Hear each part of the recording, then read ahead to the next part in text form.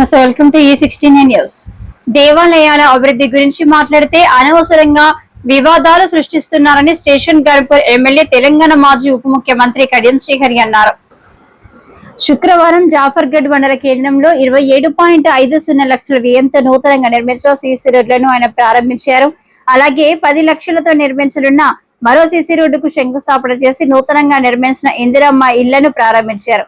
అనంతరం జాఫర్గఢ్ మండల కేంద్రంలోని రామాలయం ఆవరణలో నిర్వహించిన కార్యక్రమంలో మండలానికి చెందిన లబ్ధిదారులకు కళ్యాణ లక్ష్మి, షాదీ ముబారక్ పథకాల చెక్కులు, ముఖ్యమంత్రి సహాయ నిధి చెక్కులను పంపిణీ చేశారు. ఈ సందర్భంగా స్థానిక నాయకులు జాఫర్గఢ్ మండలంలోని వేల్పుగొండ లక్ష్మీ నరసింహస్వామి గుట్ట అభివృద్ధికి చర్యలు తీసుకోవాలని ఎమ్మెల్యేలు కోరారు.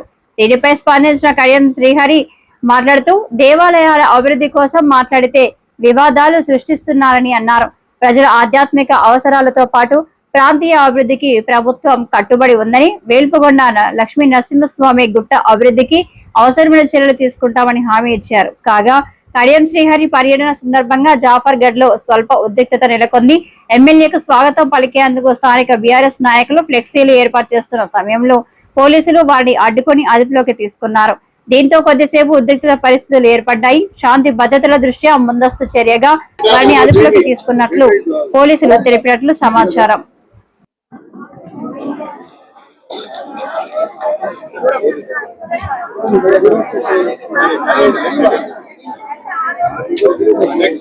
मोहम्मद अफसरी तमड़पल्ली आई मालवतु ललित तीरारम विलेज गुर्रपु यादम्म पिडुगु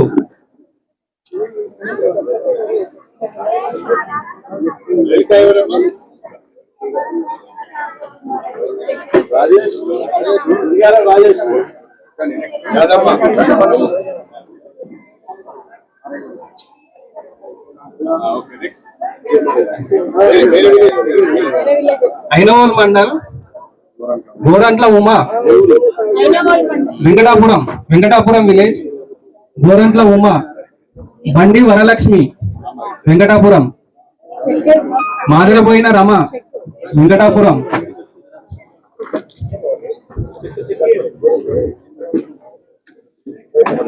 मोहम्मद याकूबी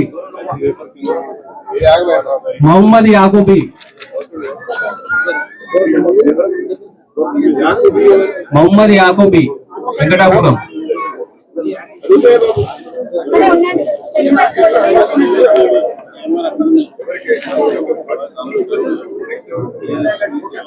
మాదిరపోయిన రమ గోరంట్ల ఉమా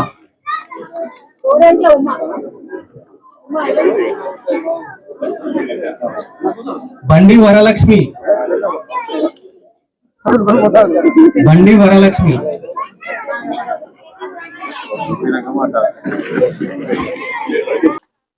దాంతో పాటుగా ఇవాళ మన వేల్పుగొండ లక్ష్మీనరసింహ స్వామి ఆలయం గురించి చాలా సార్లు చెప్తున్నారు.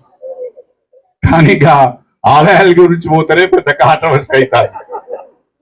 కాబట్టి దాన్ని ఏ రకంగా చేయాలో ఆలోచిద్దాం. దానికి పైకి రోడ్ కావాలి, దానికి పైకి లైటింగ్ కావాలి, అక్కడ భక్తులకు అవసరమైన వసతి సౌకర్యాలు కూడా ఏర్పాటు చేయాలి. కాబట్టి తప్పకుండా అది ఏ రకంగా చేయగలుగుతామో తప్పకుండా ఆ లక్ష్మీనరసింహ స్వామి ఆశీస్సులు అందరికీ ఉండాలి. తప్పకుండా ఆ లక్ష్మీనరసింహ స్వామి ఆలయాన్ని పట్టించుకుందాం. దానికి ఒక కమిటీ కూడా వేసుకొని ఆ కమిటీ ద్వారా కార్యక్రమాలు చేస్తే బాగుంటది అని చెప్పి నేను ఈ సందర్భంగా తెలియజేసుకుంటున్నాను.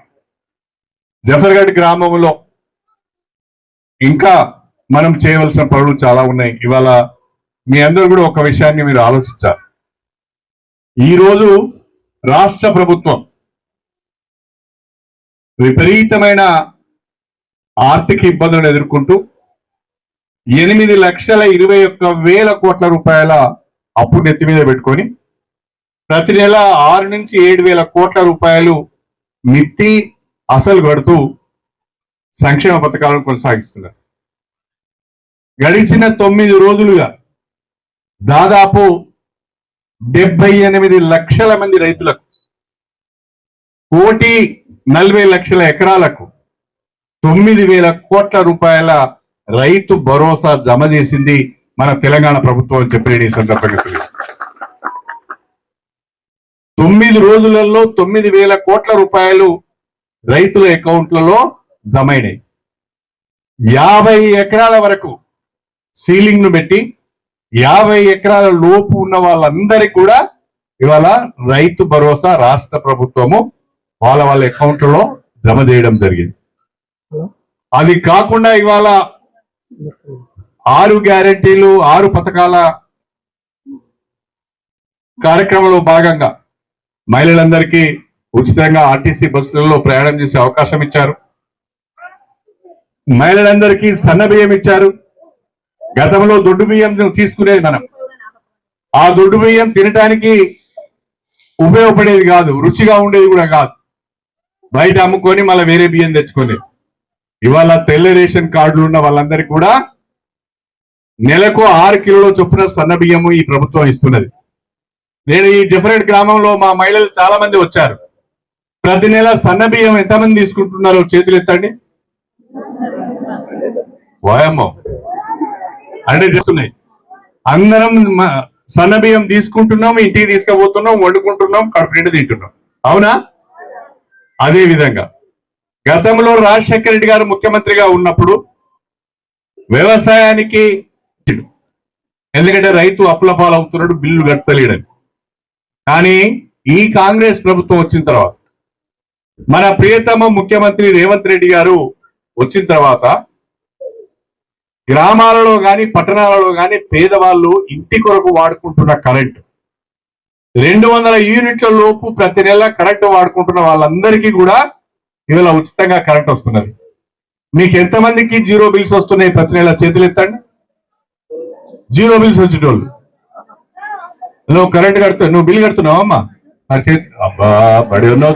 టీఆర్ఎస్ ఎమ్మెల్యే కడియం శ్రీహరి గారు కొన్ని అభివృద్ధి కార్యక్రమాలకు మా జఫర్గఢ్కు విచ్చేస్తున్న సందర్భంగా మేము మా కార్యకర్తలము మేమందరము జఫర్గఢ్ కొడలిలో ఫ్లెక్సీలు, స్వాగత తోరణాలు కట్టుకున్న తరుణంలో మాకు జఫర్గఢ్ ఎస్ఐ గారు అక్రమంగా మమ్మల్ని అరెస్ట్ చేసి ఈ పోలీస్ స్టేషన్ తీసుకురావడం జరిగింది. మేము మా ఎమ్మెల్యే గారిని కలవడం మేము చేసే తప్ప, మేము ఆయనను పోయిన ఎలక్షన్ల టీఆర్ఎస్ కార్యకర్తలం దగ్గరుండి కష్టపడి గెలిపించుకున్నాం. అట్టి మా ఎమ్మెల్యే గారిని కలవకుండా మాకు ఎక్కడైనా రాజ్యాంగంలో ఉందా అని మేము ప్రశ్నిస్తున్నాం. ఇది కరెక్ట్ రాజకీయం కాదు. మా ఎమ్మెల్యే గారిని మేము కలుస్తుంటే ఇట్లా మమ్మల్ని ఇట్లా పోలీస్ స్టేషన్లో బంధించి ఇట్లా ఉంచడం ఇదైతే సరైన పద్ధతి కాదు. నిన్నటికి నిన్న మన కొండ సురేఖ గారు కూడా మీరు ఇంకా టీఆర్ఎస్లో ఉన్నారని కూడా వాళ్ళు కూడా పదే మరి చెప్పడం జరిగింది. కాబట్టి మేము ఆమె చెప్పినట్టుగా రాజీనామా చేయమనో ఇంకా వేరే రకంగా చేయమనో మేము అంటలేం. మా ఎమ్మెల్యే గారు, మా టీఆర్ఎస్ పార్టీలో ఉన్న ఎమ్మెల్యే గారు కాబట్టి మేము ఆయనను కలవడం అని అనుకుంటున్నాం. కానీ ఆయనను కలవకుండా మమ్మల్ని ఇట్లా ప్రతిసారి ఇట్లా పోలీస్ స్టేషన్ వచ్చినప్పుడల్లా ఇట్లా మమ్మల్ని తీసుకొచ్చి ముందస్తు అరెస్టు చేయడం జరుగుతుంది. ఇది మంచిది కాదు. ఇది రాజకీయంగా ఇది చాలా దురదృష్టకరం. ఇట్లాంటి పద్ధతి ఇంకోసారి తెలంగాణలో ఎక్కడ కూడా జరగొద్దు అని నేను కోరుకుంటున్నాను.